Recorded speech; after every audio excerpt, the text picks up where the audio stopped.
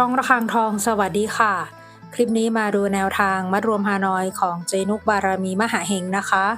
ฉบับนี้เป็นแนวทางประจำวันที่19ธันวาคม